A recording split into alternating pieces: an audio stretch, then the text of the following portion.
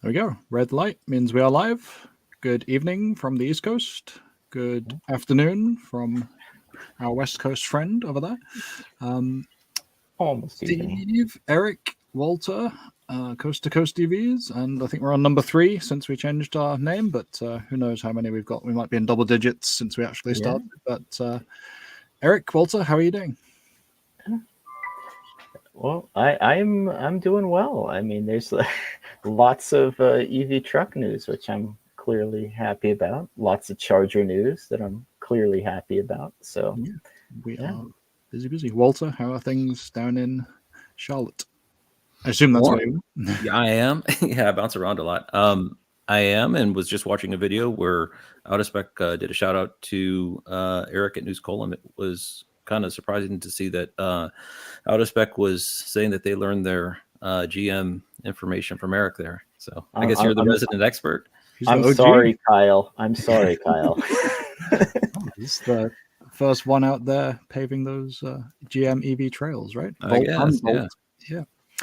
Good. Well, as I say, we are Coast-to-Coast EVs, fortnightly fast charge on electric vehicles and infrastructure. A little bit more on the electric vehicle side this week. We've done infrastructure the last couple of times, so we are going to be moving on to electric trucks, CYBERTRUCK, F150 Lightning, Chevy Silverado EV, Rivian R1T. Bunch of fun stuff. If you're new to us, leave your name. Well, your name should be on it, but location, what you drive, electric vehicle, all that good stuff down in the comments. If you're a seasoned vet, just say hello and we'll say hello back. But we usually start here with the news item, and that for us this week is going to be WTF. Ford F-150 Lightning sales. That is preempting our topic later on. This is now the best-selling electric truck, which is, a small field, but nonetheless, the F-150 Lightning leads it. Sales up in November, 113%. Record month for Ford on that vehicle. After the, slow or the headlines suggesting there were slowdowns coming and Ford inventory was building up. Let's see. Eric, you got a truck in the background. Why don't you weigh in on electric truck sales? Yeah, no, I thought that was perfect timing, right? We talked about the sales up, what, 113%, was that it? And then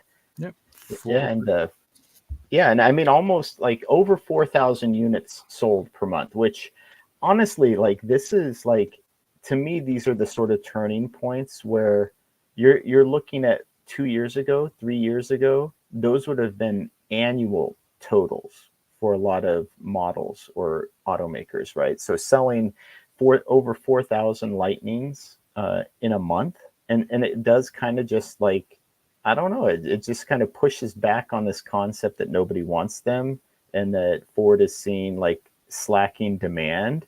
I mean, I do get it. F-150, they were selling at their peak something like 60, 70,000 units a month. So this is still just a small portion of that. But from EV terms, selling over 4,000 Lightnings in a month, that's a big deal. Mm-hmm. So, Walter, how are you seeing the news? We've discussed EV sales in past episodes, but there's actually been quite a bit of news on the daily outlets. Autoline Daily, a few others have been reporting on the reversal in the flagging demand narrative.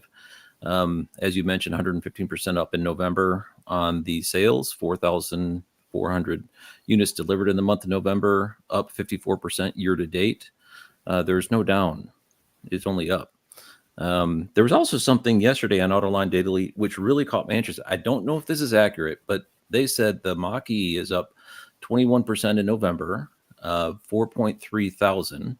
It's on track to sell 100,000 this year, which is twice as much as the ICE version of the Mustang.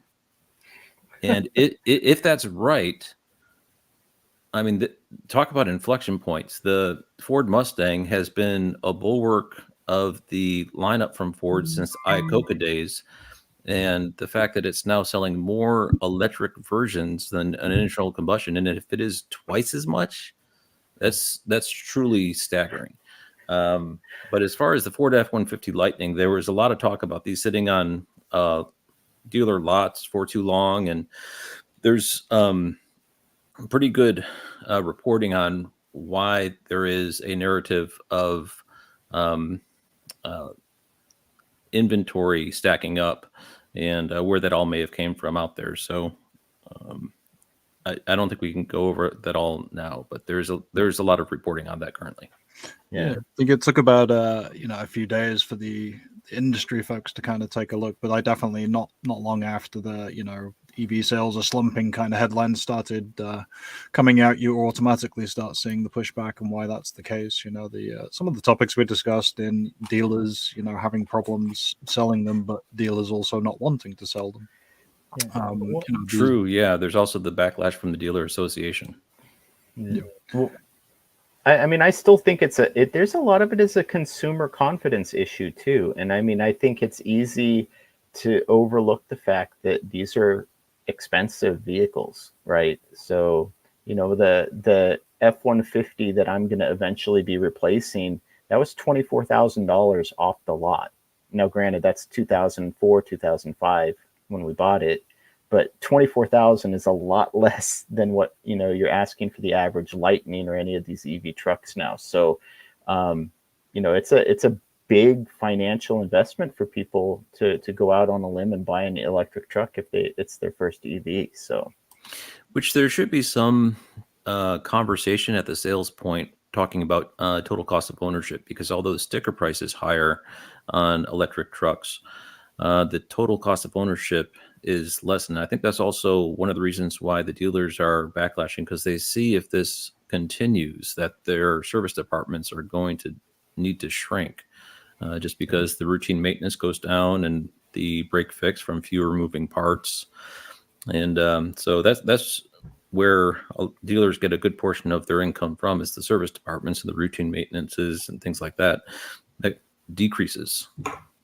Yeah, we've got Leonard kind of echoing your point, Eric, that the wishes the Lightning was cheaper. And that trim and the pricing will come on to trucks not quite delivering, but that was obviously, it started out when it was launched with a $40,000 work truck version, which was quickly kind of moved on to the Pro and Lariat trims.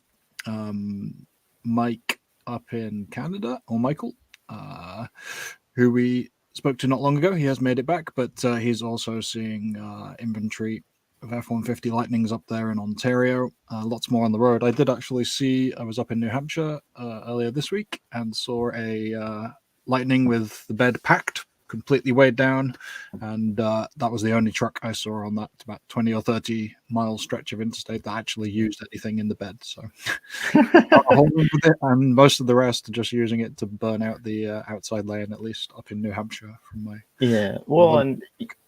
and in terms of the pricing, Steve, that's where I feel like we really need to look forward to those LFP batteries.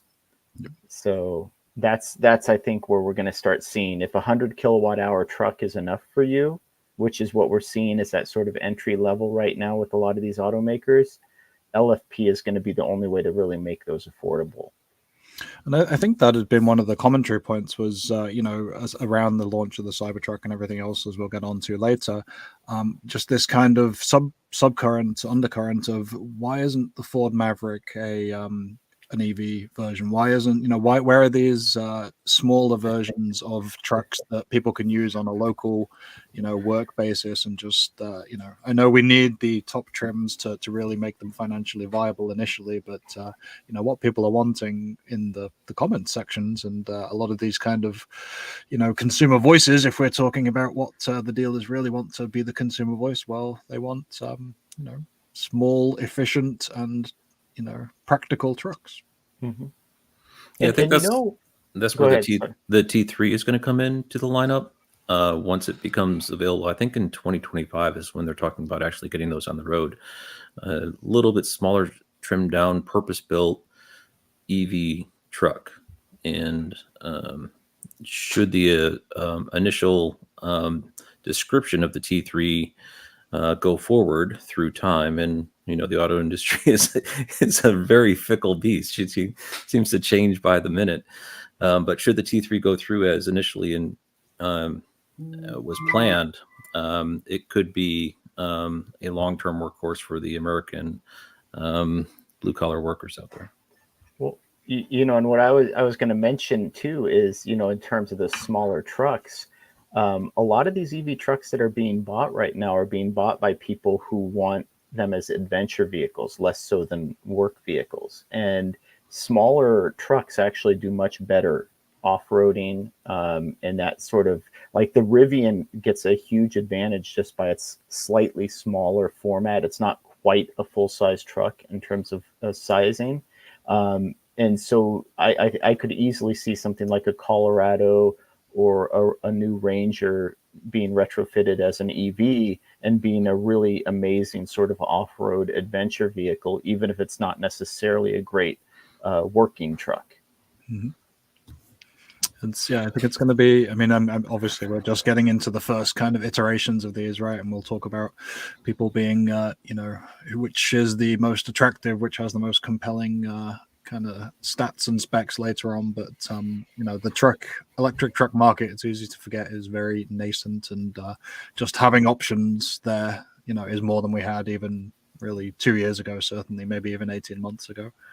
But let's move it out to wider electric vehicle sales, which do keep on going up. I got a graphic here somewhere buried in the annals of the past 1 million. That's right. Yep. Yeah. So this is it's not plug-in hybrids, including either. It is pure battery electric vehicles past 1 million, and then you're even further up with the inclusion of plug-in hybrids. So this is hot on the heels of the auto dealers from across the states kind of writing to the powers that be. And we aren't a political podcast, but we can't ignore the news when it strikes, that they want to pump the brakes on the EV initiatives that are out there, and the desire to kind of move to any kind of targets or mandates. The pumping the brakes wouldn't be necessary if you had one pedal driving. So that's, one of the things you want to watch the wording on. But this news kind of hot on the heels of that, we're breaking records. I think it was 50.7% year on year that the EV sales were, rising again. What are you feeling about this? Is it kind of the same, just numbers backing up the things that we were talking about on the previous, talking about EV demand and whether it was truly sagging, or are we actually in we hit a good number at a good time, and it's a bad bit of optics for the folks that were signing that letter to the government? Walter, what do you think? Yeah, so the narrative in the past week has basically dissipated from all outlets, including the automakers themselves. If you listen to what Mary Barra said on the most recent, I forgot what it was, I think it was an investor meeting or something, she basically reiterated that EVs are a end goal. And also I think it's the head of sustainable energy for GM, I forgot the person's official title, was in Saudi Arabia and also echoed that same sentiment. So it seems as though even from the automakers themselves, that narrative is ending. The growth in automobiles overall, I understand to be around 12%. So the economy is strong. So some people might say, well, you're selling more EVs because the economy is on a rebound. But EVs, from what I understand, again, from Autoline Daily, are growing 4 times more than ICE vehicles. So there's a distinction in the growth in EVs versus the growth in automobiles overall. And this is coming from apparently the National Auto Dealers Association, which, if they're anti-EV, their own association is now reporting that EVs are selling 4 times more, or the growth in EVs are selling 4 times more than internal combustion vehicles. So I'd say it's the argument's over. EVs are growing. There really wasn't a flagging demand for EVs. It was just a fluctuation in supply and demand mechanisms that were occurring as a result of a impending strike, inflation effects on the economy, and the way the automotive industry reacts to those types of events. And here we are passing 1 million in the first part of December. Yeah. Yeah, I think a lot of the focus seems to be on individual models as well. So they pick out the data that fits that talking point and run with that. But at the same time, we were reporting, Volvo up, Hyundai up, and it's kind of, if you look across the models, yes, you'll find some that are down. You pick the ones in the red and lead with the headlines for those, but typically we're seeing across the board, as this number suggests, that it's heading in one direction, and that's not the other one. It's not down. Yeah, I was gonna say it's the lies, the damn lies, and the statistics, right? So, yeah, and I mean, I promise not to pump the brakes, Steve, but I might want to pull on the regen on demand paddle a little bit. I do have one of those, but I don't like it. But I missed the bolt in that sense. Yeah. But yeah, I think too with this it's like, I don't think it's a mistake that GM didn't release any of their Blazers to the press, right? It went straight to the dealership lot. I don't think they're advertising. And I think was it an electric article that called out GM for not having an EV Super Bowl commercial? For the first time in like 4 years or something. Yeah, exactly. And the thing is, I think GM realizes what we've been saying for a very long time, is that if you build an EV, it's going to sell. And it's almost like you don't really need a whole lot of advertising. So there's no point in advertising if their production right now is still just in a few thousand. Why does GM even need to advertise their EVs at this point? Because if they send them to a lot, they're going to get sold, and there's nothing else to do, right? And I think this sort of reiterates that point, that the EVs are selling as quickly as they can be built. So if you want to look at the bottleneck in EV sales, look at the bottleneck in production, and look at the bottleneck in battery supply. If you see what those two bottlenecks are, it'll tell you exactly how many EVs should be selling, because if they're built, they're going to sell. That's the bottom line. How long do you think that'll be the case? Because it's almost a cliche in the EV circles now to say they'll build as many as they can sell. If that's a good drinking game to run on any of the shows that go out. But at some point, there's going to be enough. There'll be this plateau. I think I do expect at some point there's going to be the gap between the people who want an EV, have got one, and maybe they buy a second one, or maybe they switch some out. But the people who are in that mainstream, there'll be enough models for them to pick from, and some models are going to suffer here. So is there going to be a point, do you see that on the horizon over the next 12, 18 months, where supply will be enough that it's going to plateau, or is that going to be the picture for the foreseeable? Without an economic collapse, I think no. I think we are at least 5 years away from hitting the point where EV production outstrips demand. And one of the reasons I say that is we were looking at the chart earlier at 1.2 million plug-in vehicles sold. That represents 10% of the vehicles that leave road duty each year, right? In terms of attrition, the United States is somewhere around 12 million vehicles a year exit the roads. So new EV sales are only 10% of the vehicles we lose every year. So to me, that tells me that there's no way we're going to hit a point anytime soon. We're going to have to see EV production in the multiple millions before we hit that point. But to your earlier point, Steve, model for model, there might be issues, right? If there's a particularly unpopular model, I think Toyota and Subaru and Lexus are going to have a hard time selling the EVs that they have right now. Because why would you buy one of those really limited capability EVs unless all you need it for is a second car? Well, the Solterra was one that people highlighted as I think it was on $399 lease. Obviously, you got to look at the money down and the money factor, but it was being held up as an example that EVs don't sell. But to me, that was just with all due respect to the folks who are in Solterra, I've met a few owners who really love them, but those are going to be anyone who's got cross-shopping ability, is going to find a lot more capable EVs out there in various, regards, fast charging, range, whatever you want to take. And that's where you'll come into the model problems, and some manufacturers or dealers might be able to point to those and say, well, look, this EV is not selling. And then you say, well, why is it not selling? Other EVs are selling in that category. It's because the specs don't line up. It's not good enough, essentially, to warrant mass sales. Mm-hmm. And Jed says there, some dealers won't sell EVs on principle.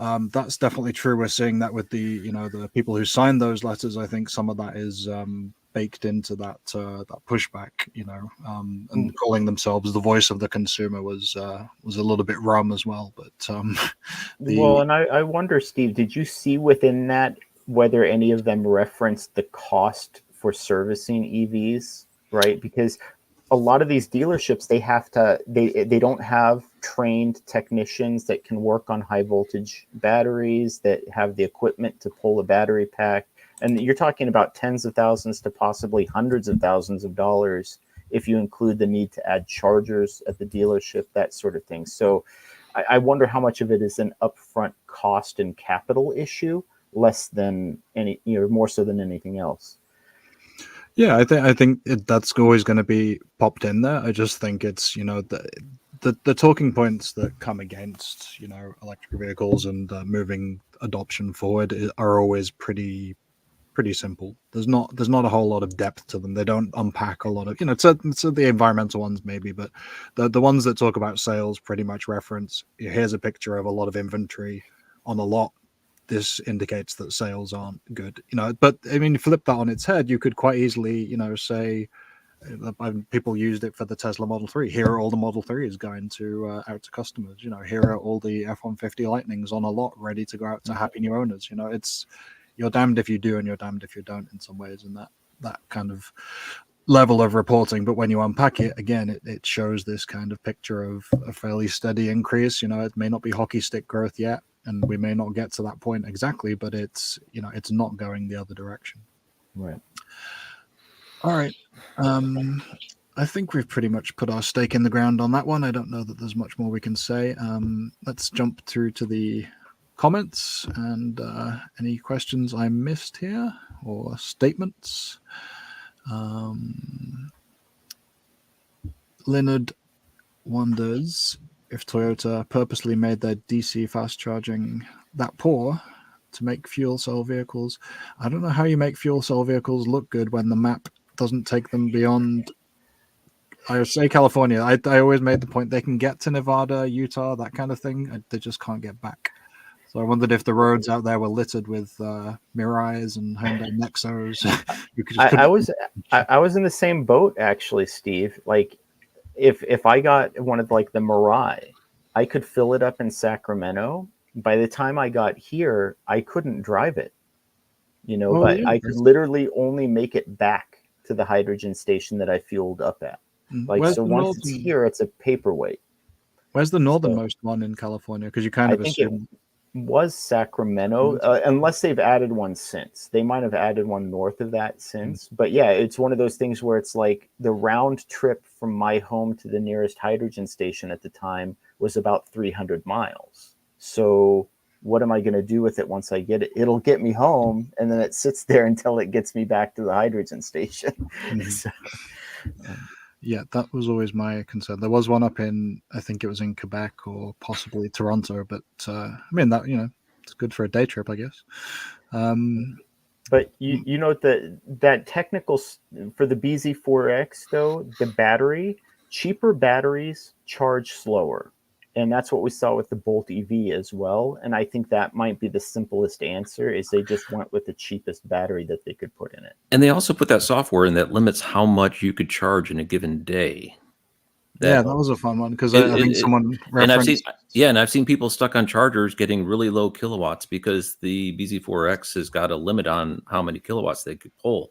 And they're like down at 19 kilowatts because the thing won't allow you, it's software locked to go faster. That's high. That was updated since then, wasn't it? Huh? That was updated since I feel like I remember watching. Perhaps I haven't heard if it had been, I- but the thought is I don't know if they were going ultra conservative with the new battery pack or something. But the other narrative is that they're purposefully torpedoing their own product in order to create some EV disparity in the United, and that's hard to believe, the conspiracy theory, but it's hard to see the rationale in putting a software limit on your DC fast charging on a given day.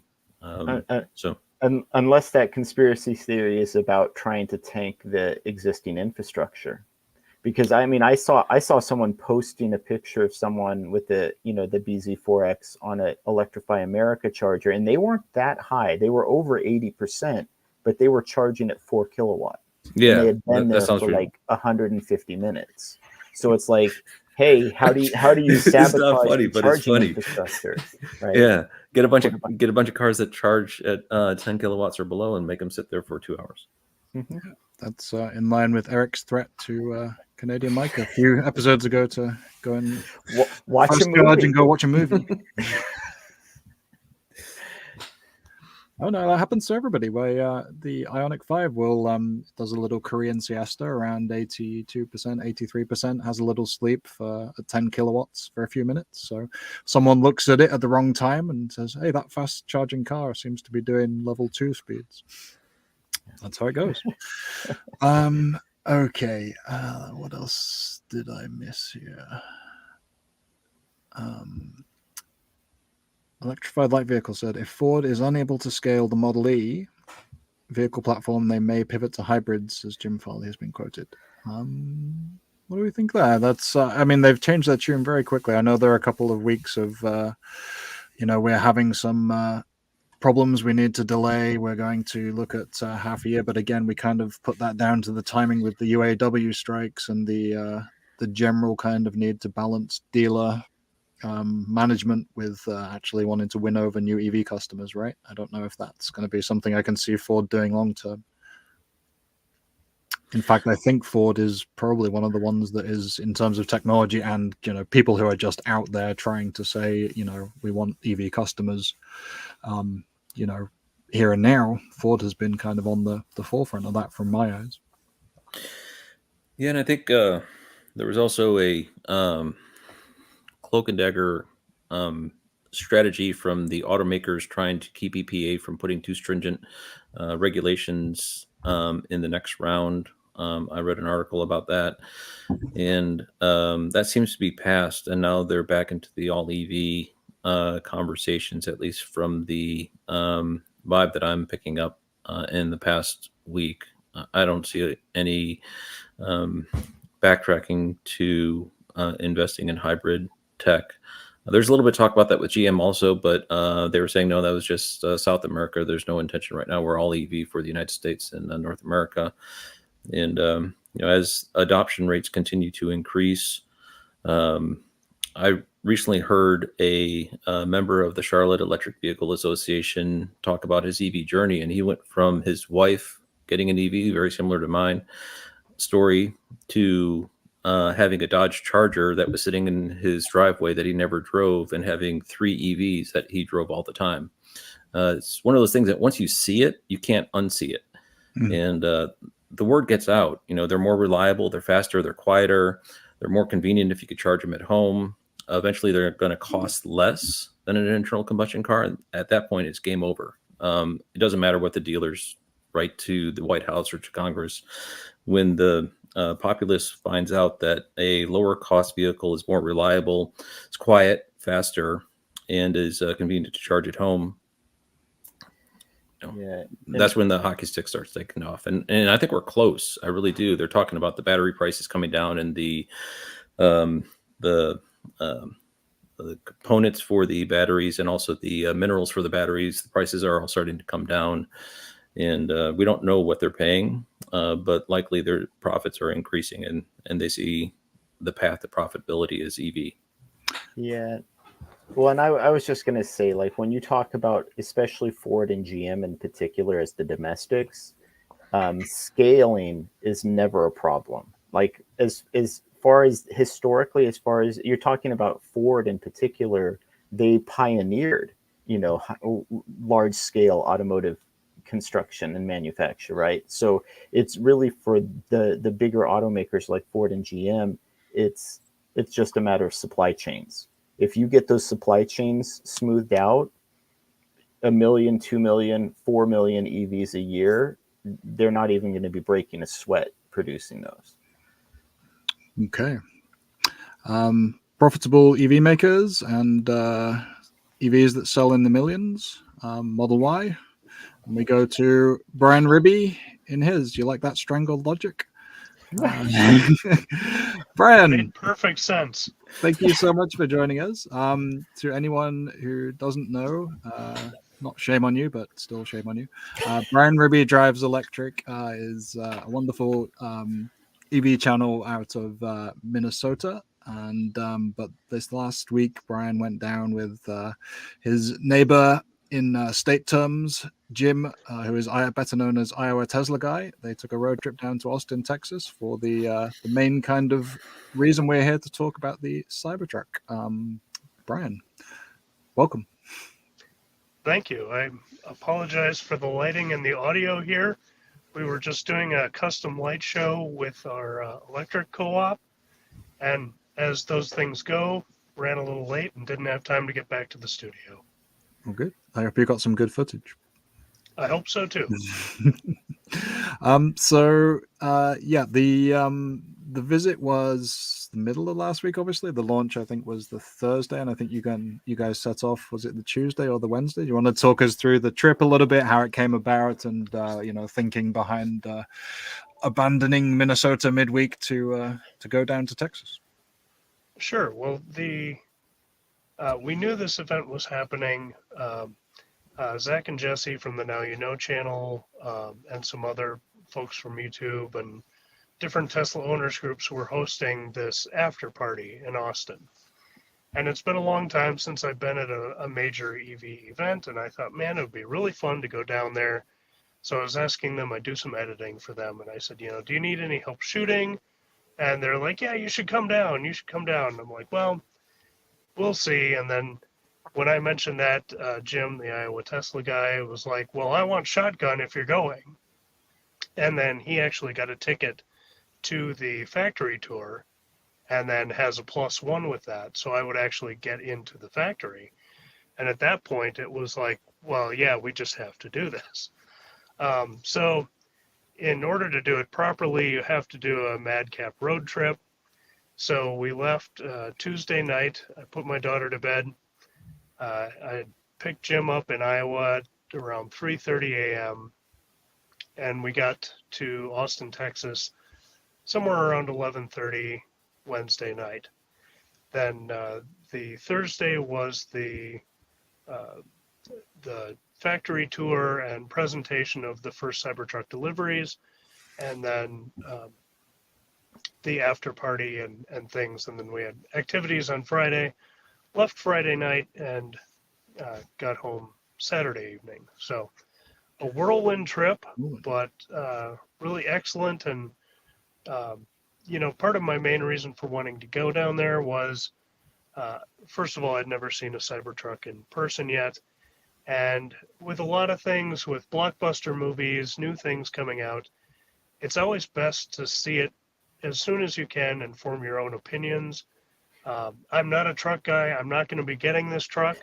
But, I just want to know what my real opinion is before I start watching all the reviews and get other people's input. Mm-hmm. For sure. It sounds like one heck of a road trip for sure. And I know Jim had some problems with his Tesla when he got back, so maybe some stuff that he wasn't wanting to come back to. But let me see. That was a shock. Yeah.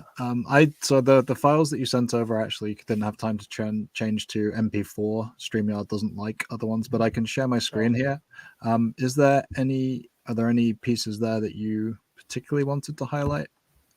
I guess whatever you play, I'll just comment quickly on. Okay, let's take a look at the factory entrance. Do you guys have my screen here? Yeah. Right. Okay. So we're looking at, right as you walked into the factory, you go through this entryway, and then they show, immediately exploded views of the Cybertruck. So this is the battery. It comes with the seats on. Mm-hmm. This is the Giga casting where they're injecting all this aluminum in milliseconds. And up close, you can see the flow of the aluminum, which is really fantastic and impressive when you see the size of these things in person. Then you can kind of see the underframe showing, and then the stainless steel on the outside. And here's again the rear casting we're seeing now. So big chunks. Here's the door, stainless steel. It gives you a good sense of the size and the relative thinness of the exoskeleton steel.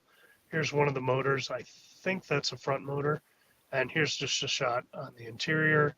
And then down one of the lines, this is a shot from Jim.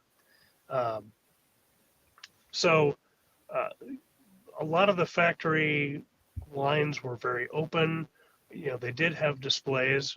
This clip is outside as we walked out of the factory. They had a few, they're going to be offering wrapping services. So this was matte black wrapped Cybertruck. This is a custom tent that goes on the back of it. It's cool looking, but something like $3,000, and I just can't fathom who would be buying a $3,000 tent. But that's just some me. people. Yeah, someone's gonna love it. It was very cool. We could kind of see inside. There's space under the back seats. Those flip up. That little bin is a piece they offer as a separate storage compartment you can buy. If we could, Steve, if you can go back just a little bit. Yep. I wanted to comment on the front quick while we're looking at this clip, and we can talk about it later. In the original unveil video, they didn't really talk about the front at all. And really, you can see how small it is. And, there are complaints about that, especially when you start comparing it to the Rivian or the F-150 Lightning. But if you keep playing here, you'll see what the front really is a storage space, but it's really a crumple zone. And it's nice that they let us use some of the crumple zone as storage, but really the way they designed this is the crush area. Right. And then this, the one that says Cybertruck across the side, is the one, there were some clips they put out of testing in Baja, and that is the vehicle that was in Baja. So some of the panels look a little janky. That's why that is. Mm-hmm. And then we have your after party, which is presumably where all the good barbecue was eaten. Yeah, they had a few food trucks and things. So then a couple Cybertrucks, Franz von Holzhausen did show up for a few minutes in one. And so I was able to get some more clips of it with, fewer people standing around. And so when you first saw it, what were your kind of impressions overall? What are you thinking as you see it? Having seen all the renders, seen all the kind of promotional materials, how do you feel when you're looking at it in person? I was actually pretty impressed. When it rolled out on stage in 2019, I thought, ooh, this looks cobbled together, and I don't know what they're thinking. The design is so radical, but this looked pretty ship shape. Everything looked tight, looked much more, this is going to sound like a stretch, but much more like an art piece than a slab of concrete that dried. So that impressed me. I'd almost like, if it came to a service center here, I feel like I need to just take a lawn chair or a folding chair and just kind of sit at each corner and just kind of think about, okay, they did that, and that's interesting, and so it's pretty interesting to see how it all comes together. Yeah, I definitely didn't see the inside or any of the cool cutaways, but I got a chance to look at it here down in the Boston showroom last week, just before the event. So I'm just showing that. Yeah, I'm just showing now the footage, and I kind of I was more impressed, honestly. You know, I wasn't going in with much more than the kind of commentary that people have put across. And obviously, we only got to look at the outside. They weren't letting anyone inside. And, you know, these were just kind of on display for people to come and look. This was thankfully outside of the kind of crush of Thanksgiving and Black Friday weekend. But I was more impressed than I thought I would be, honestly. It's still, you know, the shape and the those kind of things are polarizing, but it had a presence to it, I thought, which was appealing. And it, although I don't think it's as practical as some of the other options, as we will come on to here, there was something about it that made me think, you know, this could sell a little more broadly than I had thought initially. But this is the section I was going to entitle "All the Opinions." So I want to bring Eric and Walter in. Eric, you have actually, I think you may have more of a use case for a truck than most of us. I don't know what Walter can tell us his kind of potential use case, but I am not a truck person. Brian has admitted he will not be buying a Cybertruck. How are you? Which I pegged Brian as a day one Cyber Beast reservation holder, so I guess Model Y, Model S, man, all the way, right? I'm just gonna and this isn't.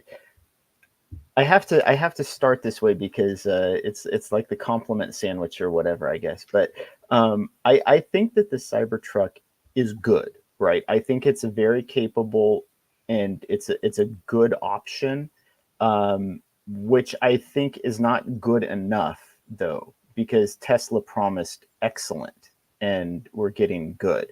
But more to the point is, like, I've always looked at it as more of an SUV. So when I look at the Cybertruck, I see an SUV.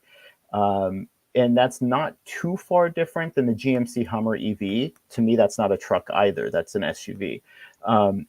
And a lot of it has to do with, when you say truck to me, it immediately implies working. And the things that stood out to me is there's no place for a spare, right? If you're going to put a spare in the Cybertruck, it literally lays in the bed. I know we talked about that frunk and the crumple zone. To me, if Tesla could have opened up enough space, that's where they should have put the spare. Normally, it would go under the rear bumper, but I have a suspicion that big chunk under there might be their drive-by-wire mechanism for the rear wheels. So the rear steering drive-by-wire or steer-by-wire mechanism might be what's under the rear bumper. But traditionally for a truck, that's where you want the tire. It's the same criticism I had of the R1T, where they put the spare under the bed, right? But that's the last place you want the spare, because if say you have a load of gravel and you have a blowout, how do you get your spare? Are you going to leave like a ton of aggregate on the side of the road while you get your spare out? It's going to be a pain. So like there are little truck things. And I know Zach from Jerry Rig Everything also mentioned this too, because my big concern with the Cybertruck as a truck is the angled bed. I don't know that you can use a goose tail or a gooseneck trailer for it. I don't know that you can use a fifth wheel with it just because of the angle of the bed. And then also Jerry, or as Zach from Jerry Rig Everything mentioned, you also can't load from the side, right? Like if you have a Bobcat loader or whatever. So really effectively in terms of carrying loads, you're reserved to that rear third of the bed, which is also pretty limiting. So like all of those things together, when I look at it, I think, okay, and then the fact that it's not modular, right? So the one big thing that the Lightning has over all of the other EV trucks right now is you could literally just tear that bed off, put a flatbed on it, put a utility bed on it, do what you would do with a truck, right? Whereas none of the other EV truck options like allow you to do what you would do with a traditional truck. So those are sort of like just my immediate concerns with the Cybertruck, just from a functional perspective as a truck owner. But I recognize that I think most of the people that buy the Cybertruck will not be using it as a work truck or for work. Outside of form, Walter has already weighed in with his opinion on the black matte would be the version he would get. Walter, you presumably aren't in the market right now, but what were your thoughts as you kind of took in the coverage? And Yeah, so I'm going to be candid and honest. I feel lied to. The rhetoric surrounding 4680 revolution is here, and I'm underwhelmed. My reaction is meh. You know, if this is the 4680 revolution, I'm not very impressed. 250 miles for a truck on the single motor version, which likely there's some speculation if it'll even come to market, it was there just to say that they have a $60,000 version, but it's not a real practical vehicle. Even 340 for 80K, the all-wheel drive version, the two-motor version. Once you put load on that, it basically gets cut in half. So it's not practical for towing. And I think they're conceding the fact that the 4680 that they basically bet the farm on and weren't able to milk as much revolution and increased energy density from that they had hoped. Now the Cybertruck has a bolt-on range extender, saying, well, there, we fixed it. So in my opinion, the missed mark, not only by Tesla, is disappointing, but there was so much rhetoric around the 4680 cell being a completely revolutionary, dominating the market, transitional technology that was going to utterly change the landscape. And it's not. It's actually worse from what I understand. The 4680 version of the Model Y has been discontinued. They're putting those cells into the Cybertruck. That's the bad. But I would say the Cybertruck, in my opinion, has many good things. One of which, if you look at the other ones, the Silverado, F-150, the Rivian, they all look like a truck. They've got the hood, and then they talk about the size of their frunk. Tesla just did away with that whole concept of a hood, and they reinvented what a truck shape can be in the electric era. That I like. You know, why would you brag that you have a large frunk where you have a shape of a traditional truck with no engine? So you put empty space in there in order to carry a case of beer, apparently is the argument. Tesla said, no, we're going to design an electric truck. And that's what they did. They held true to their statement. And I applaud them for that. I think the overall design is very efficient. There used to be something called cab forward for Dodge and Chrysler, where they repositioned the engine and got more leg room. And with the redesign of the Cybertruck the way it is, I really applaud that there's more interior cabin space. People are saying that there's plenty of interior cabin space in the Cybertruck. But charging, you know, there's words that charging is starting to be something that Tesla is lagging at now. The Silverado is over 30% faster in charging. It's 365 kilowatts. The Cybertruck is 250. That's a pretty big delta for a company that's supposed to be leading the EV revolution. So I had assumed that the charging was mostly based on current capabilities, because we know, like, and Brian, you can probably speak to this a little more than I can, but the version 4 superchargers, you know, it's going to be capable of going up to 800 volts, right? This is going to be the first vehicle that's going to be able to do that. So the technology, and this will get on to another point that I want to make a little bit that Lynn had made as well, on the kind of stuff that wasn't announced fully and then kind of got unpacked after the event. You know, but there seem to be a lot of cool features, and some of it isn't brand new. You know, it's we've got V2L on others, and Ford has Power Home, and there's you know, a bunch of different features. But a lot of the stuff was buried in there, and the charging, I think, is just going to be another piece that they'll build out further down the line. So I mean, we can say, you know, it didn't have the things at launch, and then maybe they rushed into kind of getting it out there because there. But I think we know that it's going to have 800 volt charging. We know that it's gone with probably the better way of doing that, as the Hummer EV has, you know, linking those up and pushing 800 volts instead of going with the kind of the inverter solution in the motors, or as you know, Lucid's done with its and I will say that the first Model 3 that came out versus what the Highland is today is dramatically different. So the Cybertruck is going to improve. So this is their launch edition. And so there's problems. So they're going to work those problems out. And as time goes on, I think market share will increase. The 48 volts hasn't been mentioned, but that's a pretty big shift. Being able to do away with the 12-volt battery system not only adds efficiency, but makes practical sense. I myself had a 12-volt situation with my Lyric where I had to have it towed to the dealership in order to get the darn thing fixed. No such problem in a Cybertruck. So the 48-volt architecture, the opportunity to improve over time, I think it's got a lot of bright future. But in its initial inception, I do feel the 4680 hype has been kind of defeated in the launch of the Cybertruck. At this point, if I was going to be a truck buyer, I'd wait for the GMC Sierra EV Denali that's coming out. I think that's going to be the cream of the crop here in 2024, if I had to put my money on something. Brian, what are you thinking in terms of the stuff that was maybe hidden, or kind of just, based on what we've kind of heard from the opinions across the board there?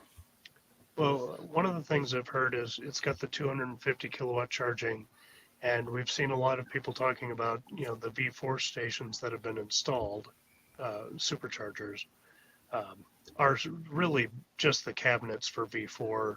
All the hardware behind is still V3. Mm-hmm. So the impression I've got from listening to people is that it is actually 350 kilowatt charging for the Cybertruck, but they're not saying that until there are actually places where that can happen. Right. So hopefully that's the case. I've also heard that they're making improvements with the 4680s, but they are behind where they thought they were.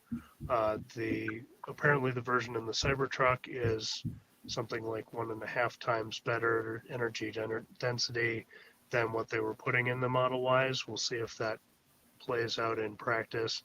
But I think you're right. They thought they would be a lot farther on a couple of those things than they were. And I'm glad you brought up the Model 3, because that's exactly what I was going to say next is, there was a lot of hype, and the original Model 3, caused a big stir, but you had people like Sandy Munro, tearing it down and saying, what are they doing? Like, this is a mess underneath.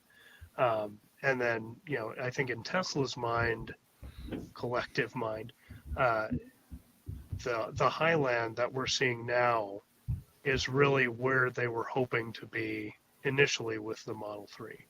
And I think that's kind of where we are with the Cybertruck reveal. It's cool. It's got a lot of potential for growth, but it's not where we wanted it to be yet. And really, for me, seeing the truck was cool. All these things that are coming out is cool.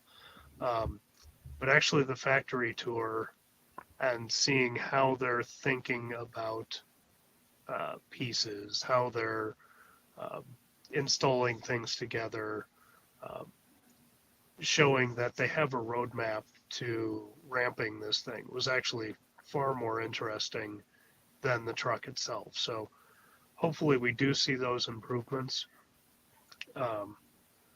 Right now there were way more trucks on the line than I expected. And somebody had commented on X about how, this was it seems like the tour people got was kind of a Disneyland, here's the ride, see all the pieces. But if you looked at the presentation they gave, which was, textbook Tesla, a little sloppy, a little choppy, they didn't put, the Disney oomph into that. Mm-hmm. So the thought that they would, in far off dark sections of the factory tour, have lines of trucks where no one's going to look, doesn't really make sense. So for me, that was encouraging that, even if the line is starting and stopping right now, they do actually have a line, in progress. And I think one of the engineers said, we run the line until there's a problem or we're missing a part, something like that. And then, we stop everything, fix that. So they are ramping, but they are actually producing vehicles. So, yeah, but like you said, it's kind of in that early Model 3 stage. Big things could come if they can solve some problems. Yeah. So I was going to jump in a little bit on that 4680 though. I think let's hope that they're better than what was using in the Model Y. But and then I think over here, Mike, you'd also mentioned, talking about using 350 kilowatt on other like 800 volt architecture for the public chargers. So like, I think that there could also be a software limit. So when they talked about the 120 kilowatt on the Model 3, that was a software lock. Tesla basically locked out faster than 120 kilowatt charging until after V3 supercharging was unveiled for the Model 3. So assuming that they do the same thing for the Cybertruck, it might be locked at 250 anyway. But yeah, the 4680, I do agree with Walter. I feel like the warts are starting to show a little bit compared to what was presented at Battery Day, and I know that Jason Camisa on that Haggerty review of the Cybertruck was trying to credit the 4680 cell with why it was such a great like accelerating quarter mile time vehicle.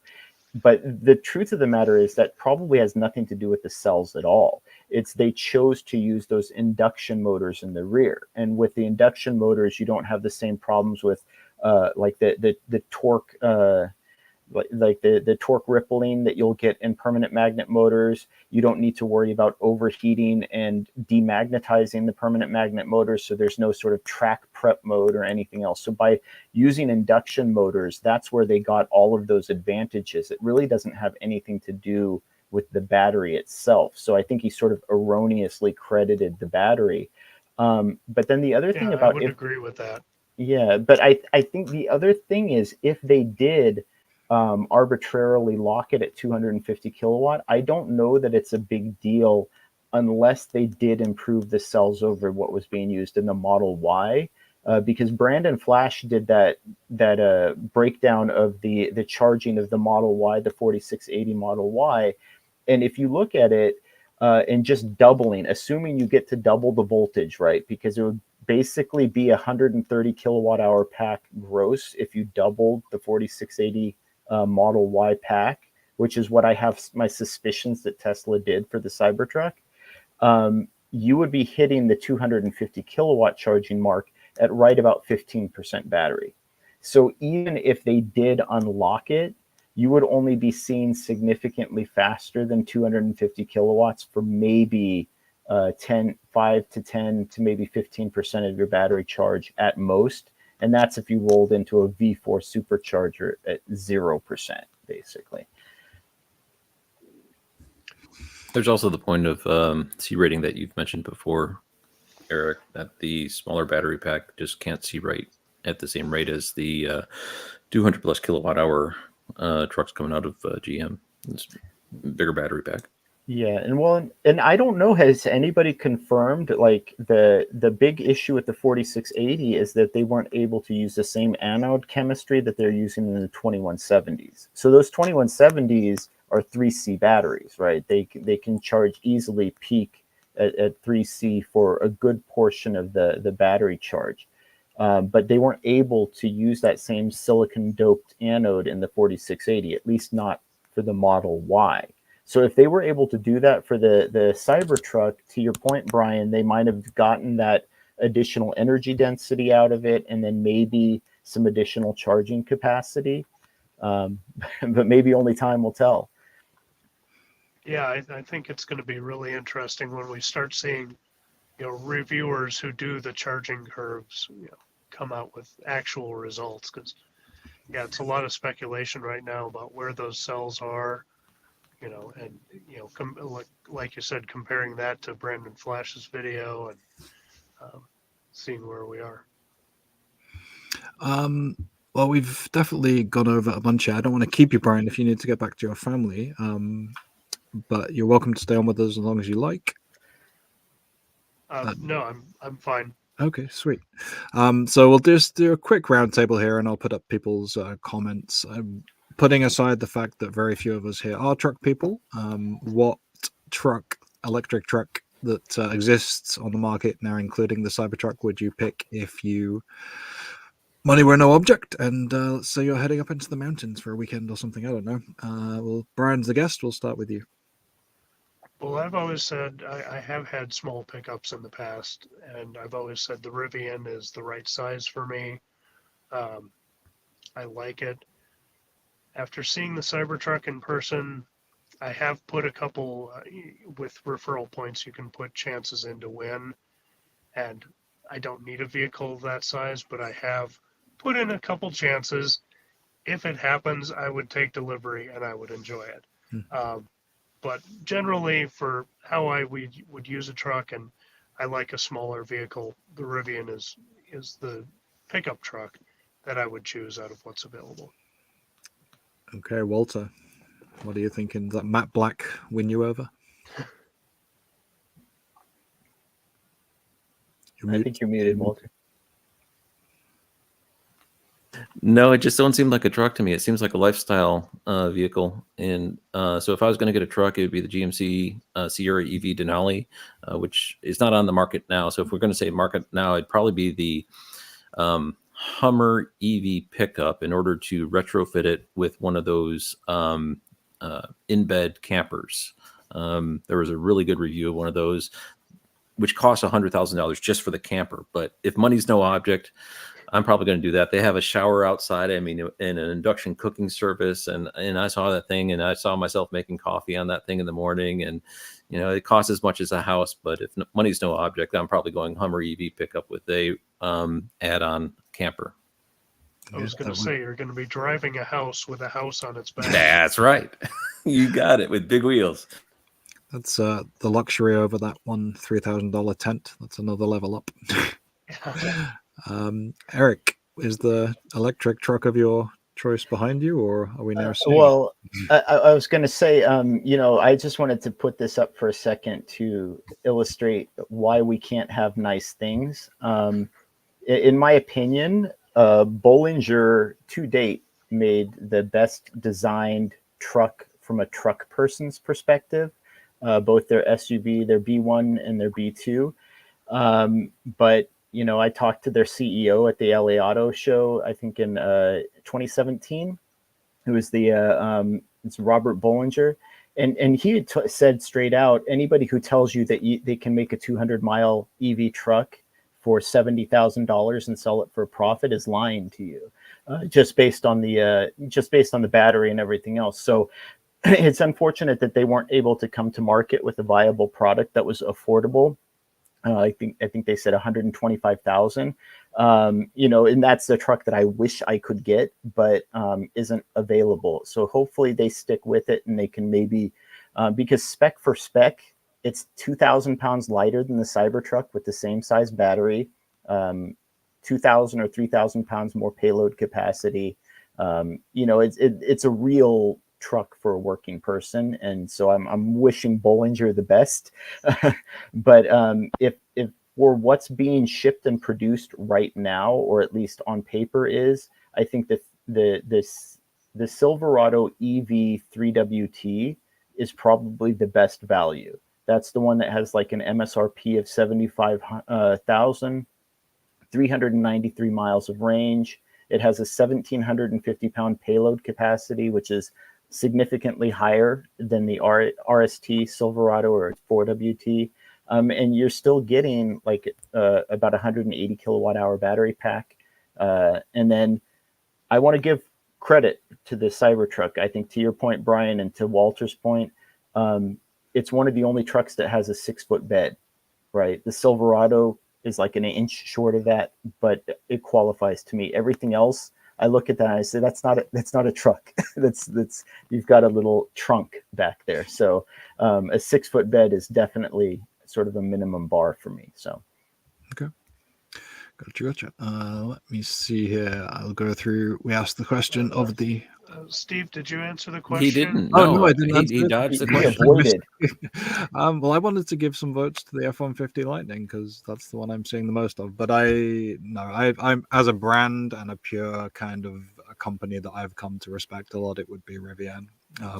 The R1T is kind of fits the the uses that I would potentially have for something like that. We've been car camping in the Ioniq 5 and enjoyed it. The only thing the R1T doesn't have is a 240 volt. It doesn't have a NEMA 1450, so they're a bit removed on power output. So that would be something that put me off. But you know, just pound for pound, I think the R1T is what I would go with right now.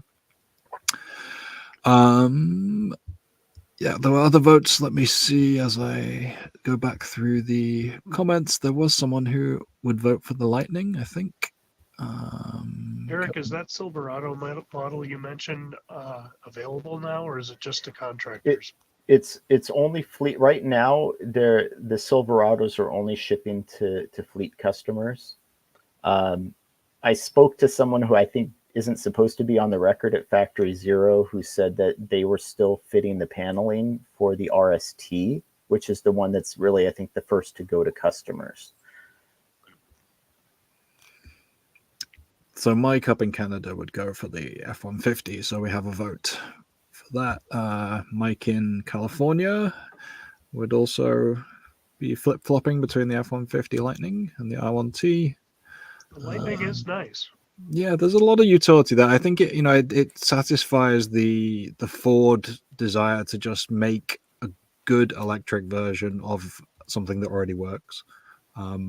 It's just, it's not as exciting. It doesn't give you as many kind of differences as something like the Cybertruck certainly does, but also the the R1T is just a little different looking, has some different use cases. But yeah, I'm glad that they're out there with that. Electrified light vehicles would go with that Sierra Denali over 110,000. Yeah, everyone's got a few. Oh yeah, we didn't touch on the Ram Charger. No one really went with that. I think there's that. As much as I wouldn't go that route, I think other people will. I think the fact that there is that kind of hybrid element to it, or it's got that gasoline kind of ability, is gonna win over a lot of people.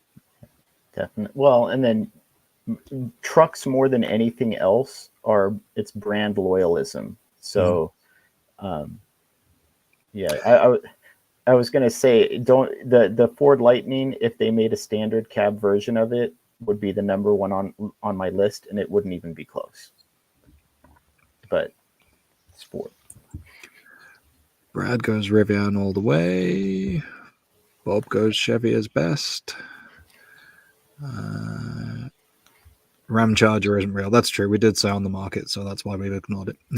It's nothing to do with extended range electric vehicle bias. Okay, awesome. I think there's probably stuff we didn't cover. I know we didn't touch on much on the 48 volt architecture, which is going to be something interesting to cover. Steer by power. Mechanical lockers too were something that Cybertruck has going for it that no one else seems to. So if you're doing off-roading in kind of a lifestyle vehicle on off-road, it's definitely a top of the choice. Can it be flat-toed? Do we know? No, I don't know about the mechanical lockers are for putting the two wheels into the same rotation as you're going over rocks and uneven terrain. It's got mechanical lockers instead of. But I'm saying they can't lock it out though. Like they can't, or I guess unlock the hubs. So yeah, it goes in. I think as you go into off-road mode, it engages the mechanical lockers. From what I understood on the all-wheel drive version. Okay, I do love to talk electric vehicles, but what I love more is charging.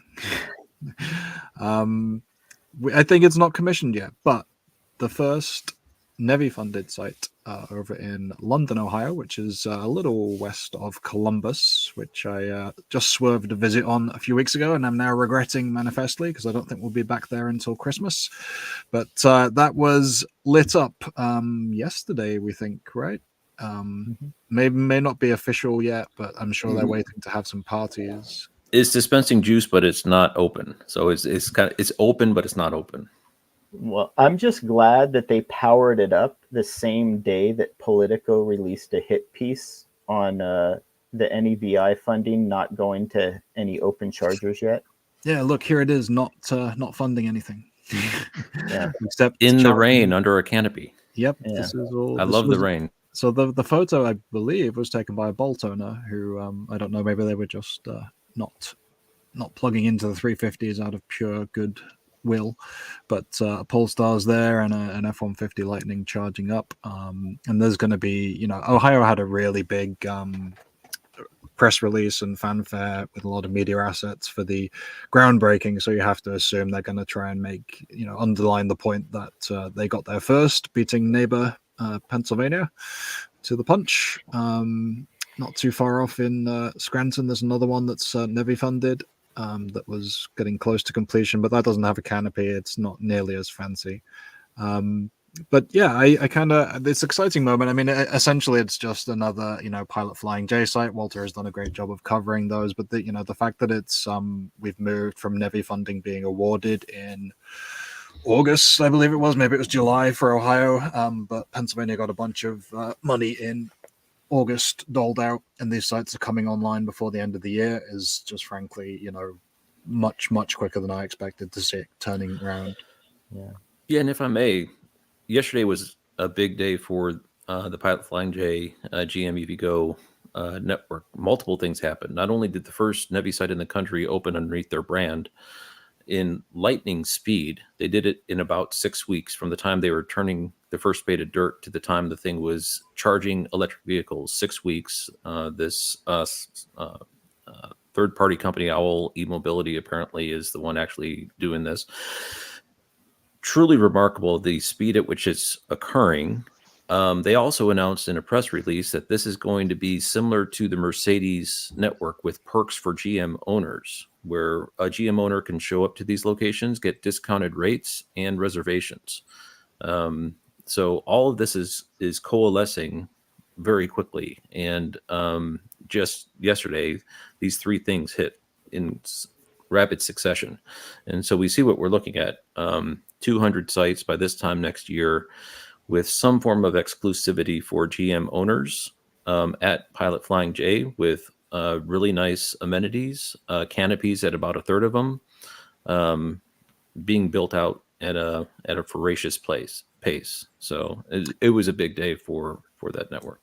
Brian, on the road trip down to Austin, did you come across any Superchargers with canopies or more kind of there's definitely a few in California, right? But I don't know how common those are as you go across different states. No, we were pretty much just north-south, and middle of the country doesn't have that kind of thing yet. But for how much we charged at what a pace, no slowing down of the vehicle, and every handle we plugged into just worked and ramped right away. So I would love that experience to be what everyone experiences. We're also we've got a few holidays around that are getting the Circle K chargers, and those are ramping quickly too. And I'm just so excited to see whether it's NEVI funded or not, more chargers going in the ground that are reliable for everyone. Mm-hmm. I think some of the Tesla ones that are going in Pennsylvania are going to be Tesla got a bunch of funding for some of those sites, so it's going to be interesting to see what they build. Because obviously you're going to start seeing next year a lot more variety in some of the charging partners as you get to the Fords and the GMs, the early ones that move to NACS and getting the adapters as they start to get them. Hopefully you'll start to see some different vehicles charging next to you there. Well, yeah, that'll be exciting. And variety is the spice of life. Yeah, I was going to say, while we have you, Brian, too, because I kind of wanted to pick your brain perspective as a Tesla owner too, because I've been seeing a lot of negativity around the Pilot sites based on the fact that it's only 4 active charging stalls.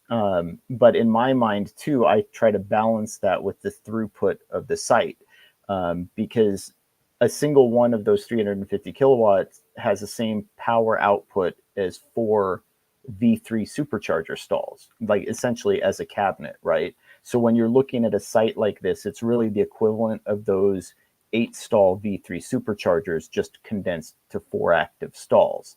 So from your perspective as a Tesla owner, do you how do you balance that, right? And your in your viewpoint of traveling and charging infrastructure. So you're saying that the Pilot Flying J's are 4 stalls, but they're higher power. Right. So yeah, if you rolled into it kind of all depends on who's plugged into it. Right.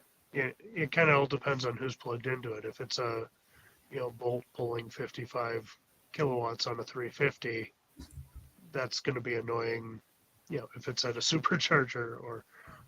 But if it's vehicles that can handle that or can handle the bulk of that, and keeping that throughput, relatively fast paced, then, I think that's a good solution. Yeah. I don't know if that really answered the question. Well, no, I mean, I'm just trying to see a balance too, because I know from my perspective in California, I worry that 4 stalls isn't going to be enough. Even at an average of 170 to 180 kilowatts per stall when the site is filled, Right.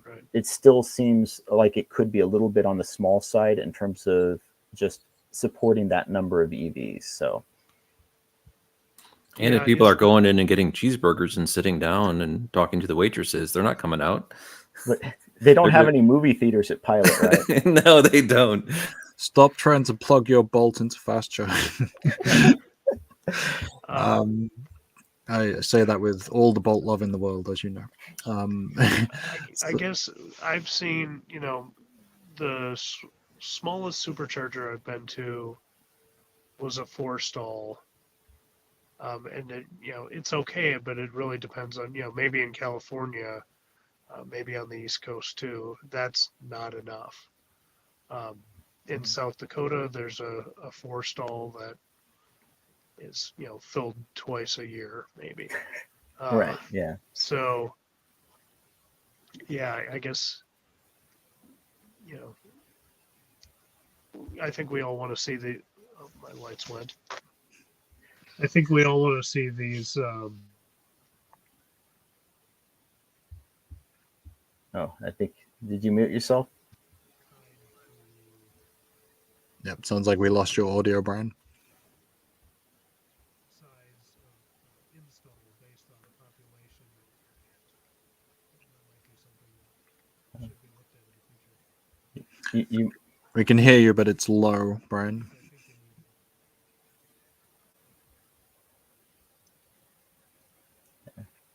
You might have hit the mic. Let's see.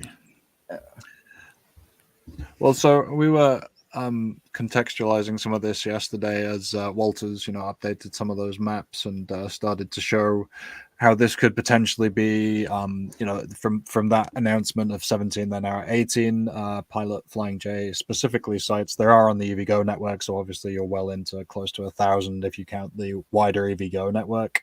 But we're called Coast-to-Coast EVs. This is potentially not that far off a coast-to-coast route. If you look at how quickly these are going in, they're already in 13 states. I think the most likely route was I-81 and then I-40. It's not my most familiar geographical area, but some of those down there, they've already bridged some of those gaps and they're active in Virginia. And this, if that was the case, if they create a coast-to-coast network, something that has coast-to-coast travel within the 200 stations that they're supposed to have by the end of next year, that makes it potentially the fastest coast-to-coast network that's been built, because they can't, you would get the 4 months of this year. You've had September was the first ones that came online on the Pilot Flying J specifically under that EVgo Extend program, and then another 12 months at most. So you're talking 16 months. And the Electrify America build out was around 20 to 22 months, from what I could tell, following that from 2018 all the way through to that early 2020 completion. Looking back over the Tesla Superchargers, and maybe Brian, if your mic's up, you have more context historically to this, but it was way back, like what they started building out those Superchargers late 2012, I think it was, and by early 2014 they had a coast-to-coast trip that was publicized in January 2014. So that was 18 months. So if this is, sticking to plan, that's obviously a big if, because things can go wrong and there's a lot of road between 18 stations and 200 stations. That's a pretty impressive build out for, something that is led by evidently a company that has travel plazas, in its blood. That's what it's there to do. But, to get that up and running in the speed that potentially it could be is going to be a hell of a achievement, I think. Yeah, and I misspoke on the video that I dropped yesterday. It's actually 40 that starts in North Carolina, and I looked at the map, and there's definitely Pilot Flying J at the extreme eastern end of Interstate 40. And 40, if you look at their new map, crosses the entire interstate. So I think strategy-wise, they're keeping that 40 corridor as their coast-to-coast claim. Basically, this time next year, you'll be able to hop on Interstate 40 in Wilmington, North Carolina, and go all the way to Los Angeles using just these stations. And as you say, that if that's able to be accomplished, and really the juggernaut is once you get into California, are they going to be able to get any electricity anywhere in California in a year? And if they do, they've got some kind of bribing of politicians or some miracle that's going to go on, or they're going to make their own energy or something. They're going to take some gas pumps and create their own energy. I don't know how they're going to do that, but that 40 corridor, I think, is what everyone should keep their eye on. Well, that one that you called out in Winslow, Arizona, that's on I-40. So I-40 is a great route. It's the one that goes through the Route 66, takes you up by Grand Canyon, Lowell Observatory, Winslow Crater, Flagstaff, all into New Mexico. It's a great route. Yeah, the other one is 10, which goes Jacksonville to LA, but it goes way deep south through southern Texas, and then comes back up again. So as you say, 40 is a little bit cleaner shot straight across. Yeah, there's lots of good points here in the comments. Brian, do we have you back audio-wise? Oh, it's still very distant. Sounds like you switched your mic. It sounds like it's quite distant.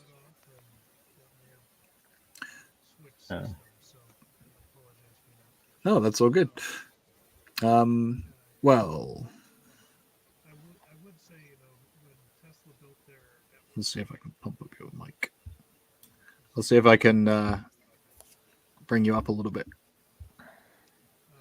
When Tesla built their network out, you guys mentioned it was very early, and they didn't own any of the property. So it was, who will let us put these crazy things in their lot? And nobody knew who they were or what this was. Pilot Flying J is going to have the benefit of owning all their own properties. And I think that takes middlemen out of the way, but still might have issues in California with permitting, but hopefully other sites will move faster. Yeah, and for those of you who had issues with the audio, Brian was talking about that Tesla was just basically trying to get whoever would host their chargers. And maybe a conversation for another day, Brian, but I know that recently Tesla has started giving analytics to business hosts for, hey, this is how many customers come in. This is how many people will visit your property thanks to our Supercharger. Early on, they didn't have that. So it's literally just, hey, let's put this high power equipment in your parking lot and see. Yeah, and if you go to some of those very early sites, you can definitely tell, this is just in the back of nowhere. Still happens. There's new EVgo installs that I've been to that were very sketchy, kind of around the back of the mall. Actually, what happens quite a lot in some of these places is the mall gets abandoned. A nice new charging station goes in and retail has problems, or was built just before pandemic times, and now the retail is less impressive than it was when they first envisaged it. And that was one of the other things is these public networks that are reliant on public funds. A lot of it is dependent on building in lower income areas, and sometimes they don't have a choice of where they're putting some of these chargers in. So something that I won't go. We'll finish up here in a sec, but something that Owl had posted on there's the company that Walter was talking about doing the e-mobility installs for at least the first two here in Ohio and Pennsylvania. They were emphasizing security cameras and security systems at sites, and it's something I'd not really considered too much before. But I don't know how much money is going to go into this. But as we start to get more, these bigger players, and obviously Pilot Flying J has the advantage of being an existing gas station that has all of that security in place already. But some of these places may start to spec some of those kind of security measures in the places where they're potentially going to come up against damage and thieves and whatever else is there. May be cheaper to put in the security ahead of time than to fix again and again and again, as we've seen some sites have to do. Okay, I am going to give a big shout out to Brian Ruby Drives Electric, the great channel. I think, Brian, I don't think, well, we can't necessarily hear you, but you have videos coming up from the road trip. I know Jim, Iowa Tesla guy, I think I put his handle down in the description, but I will definitely put it in the comments if I didn't. Both you and Jim did a great job of some of the coverage there, and I'm looking forward to taking in the videos. So I hope everybody can go and subscribe. Sorry, go ahead, Brian. Well, thank you. And yeah, I think Jim's got his walkthrough through the factory coming out in the morning. So check out his channel as well. Okay. Yeah. Iowa Tesla guy is one there. And sorry, go ahead. Yeah, and he's sharing some of his footage with me because I was live streaming to the after party, but that didn't get recorded anywhere. Mm-hmm. So I shot 45 minutes of what I think is fantastic footage, and it's just gone. But hopefully they enjoyed it at the after party. Gotcha. Well, I'm sure there'll be some great videos coming out of it more or another. I enjoyed your chat with Jim just on the way home, kind of reflecting, taking in. I know it's a lot as you travel down and have the big event. As you come back and decompress, it's there's a lot of thoughts coming out there, and I enjoyed that conversation. So definitely go over to the channels there, subscribe to Jim and Brian, and I should obviously shout out Mr. Eric Way at News Coolum. Walter continues to update on as many charging networks as he can possibly find. I'm sure it's getting exhausting because every time you post a video, they put a new one up. But that is the joy of the game. You know where you are for Plug and Play EV, so watch a video or two if you've got any time after watching Brian's, Eric's, and Walter's. Any parting comments, gentlemen? Thank you for having me. I really appreciate it. Subscribe to all of your channels. Wonderful. Thank you, everybody, for tuning in. Our next one, if my calendar is correct, will be on the 20th, which is 20th of December is the same day that the Bolt EV ceases production. So we may have a pre-Christmas party, pour one out for the Bolt EV, and encourage everybody to try and buy one before the deadline hits. Yeah, and all the 350 kilowatt chargers will suddenly be open. Yeah, no one's going to charge after that, I'm sure. All right. Thank you so much, everybody. Have a wonderful rest of your week, and we'll see you at the next one. Cheers. Thank you. Thank you.